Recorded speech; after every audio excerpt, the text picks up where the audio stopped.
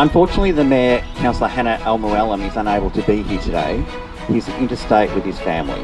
But having said that, the Mayor has asked me to pass on to Jane and family how delighted he is to honour Bob here at Ricketts Point. His place of serenity and his memory and legacy will continue to live on with the Bob Whiteway Memorial Walk. The Mayor specifically requested Councillor Evans to step in and represent the Mayor on this occasion, given his close association with Bob. So it is now my pleasure to introduce Councillor Lawrence Evans OAM to say a few words. Laurie. Thank you, Terry.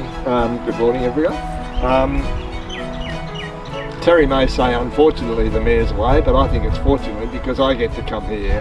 So again, unfortunately, he is away, but it's a real pleasure for me to come and step in on his behalf. So, just first of all, I'd like to acknowledge the Boonwurrung people of the Kulin Nation as the traditional owners and custodians of this land, and pay respects to their elders past, present and emerging, as well as any Aboriginal or Torres Strait Islander community members with us today.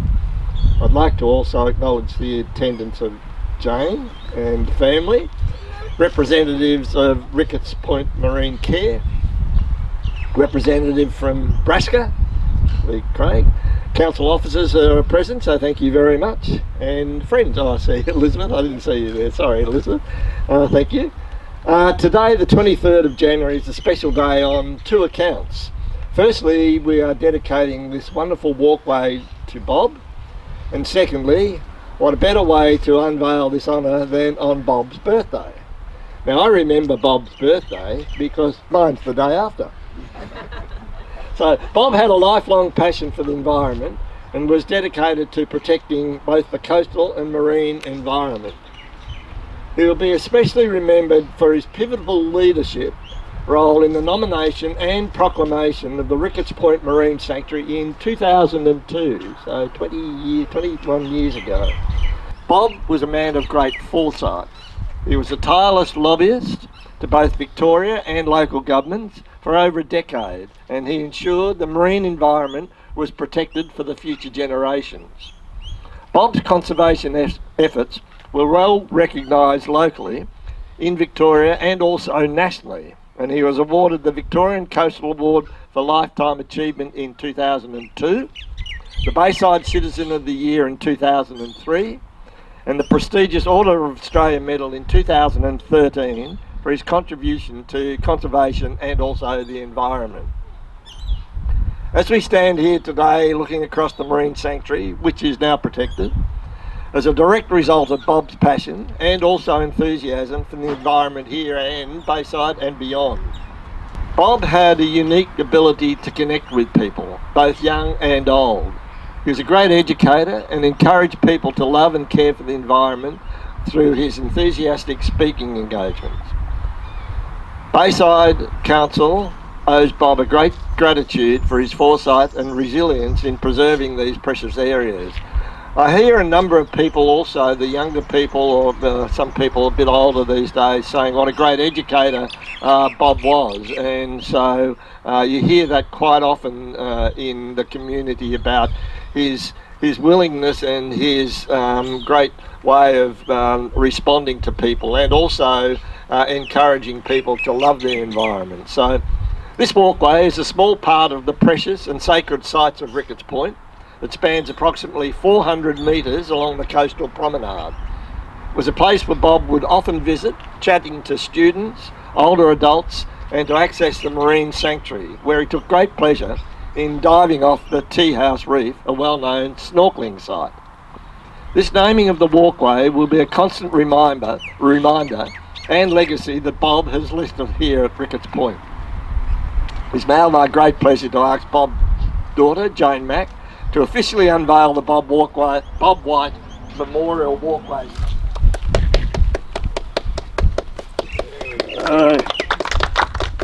Look at that. Quite emotional today. It's a very special day in my heart, the 23rd of January, my dear Dad. Firstly, I just wanted to say thank you to the Bayside Council for this recognition of Dad and his work and his legacy. So thank you to the council and to the councillors and Amy and all the people that have worked together to create this sign. There was collaboration across a whole lot of groups with Marine Care and with Brasker. And I think it's just a really, it's a beautiful sign. We've included photos and a little snapshot of his life and his work for people who didn't know him, that can come along and learn something new about how the Marine Sanctuary came together. So it's a really beautiful sign, and I'm very, very touched. And Dad would just be very humbled and blown away, I think. I wanted to acknowledge the different groups that have come here today, because it's representative of the so many people that Dad touched in his life, in so many groups. We've got friends and family represented here today. We've got people from Beaumaris Secondary College. Steve Seddon's here, who now runs, an ex-student of Dad's, who now runs the skin diving program. We've got Craig here from Brasker, and Dad worked for many years along the Foreshore with Brasker and Council. Marine Care, Liz is here. All the groups that Dad really worked together with are represented here today, and it's really lovely. Can you just pass me the book? Thanks. I know a lot hasn't been mentioned about the work at the school, but really this all started with Dad's. He started skin diving at the reef and then wanted to introduce it to the school, and he had many decades at school teaching the kids about the reef, and that was the impetus really that led him to all of his work to get the Marine Sanctuary declared, and as he wanted to protect this beautiful area. The school has acknowledged him. He's got a resource centre named after him at the school, and you know, whenever I walked anywhere with Dad in the community, people would yell out, "Hey sir!" It didn't matter where I was. One day I was walking in the Lurdy-Dur Gorge with him, and we didn't see anyone all day, and then suddenly there were these two little figures on the other side of the river, and someone yelled out, "Hey sir!" And it was an ex-student of Bob's, and I just said, "Dad, I can't go anywhere without people knowing you," you know, and that's what Dad was like. And it's been mentioned that Dad was able to connect with people, sort of old and young, and he really had this beautiful way of embracing people and bringing them in and teaching them and sharing his knowledge and his love with people. So, you know, it's just so beautiful that this has come about today, and we can honour Dad and thank him for all of his work over the years. As many of you will know, Dad wrote a book, and it was about his teaching career with the diving and how that led to the Marine Sanctuary coming about. And he didn't quite get it finished before he died, but I have worked on it, and we worked on it in the last year of his life together, and I continued that work after he died, and we've just published the book, which is also a great honour to the legacy that he's left behind in having the Marine Sanctuary declared. And if you'll allow me, I'd just like to read the afterword I wrote in the book.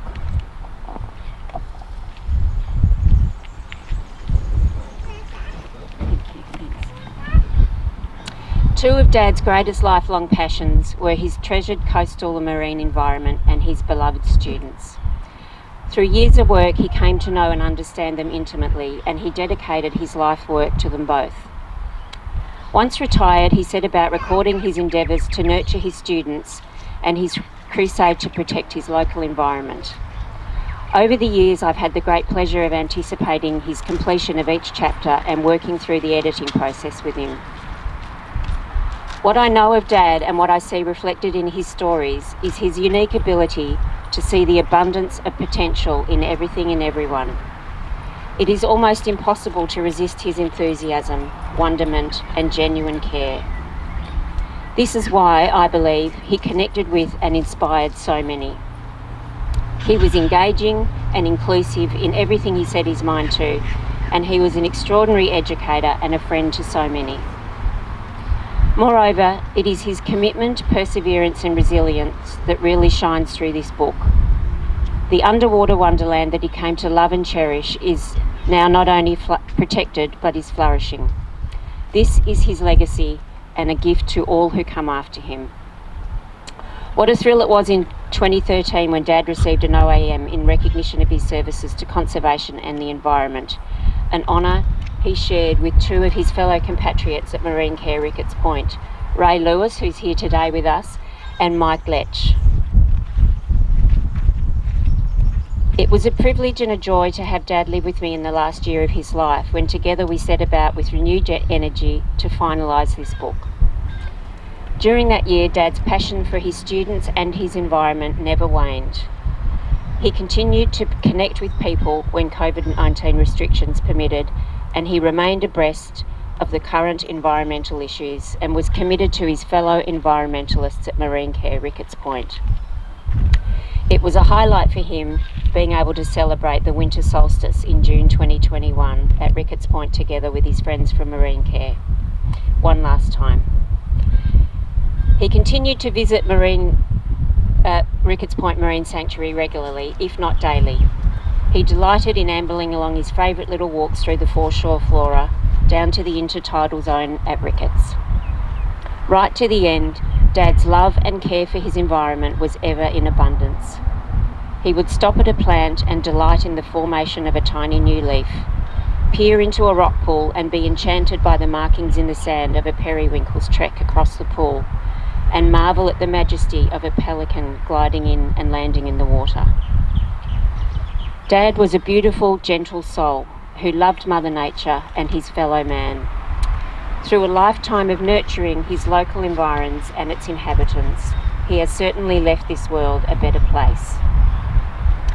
His hope and mine is that this book, or in this case this marine sanctuary, has delighted and inspired you to continue to learn about, protect and enjoy the abundant gifts that flow from our connection to the environment and to our fellow man.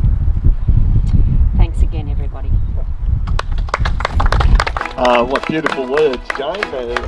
What a delight to be able to write that acknowledgement to your father and be able to say it on such a prestigious day like today. So, thank you, Jane. Just let me present you with a little memento of the sign so that you can take that away.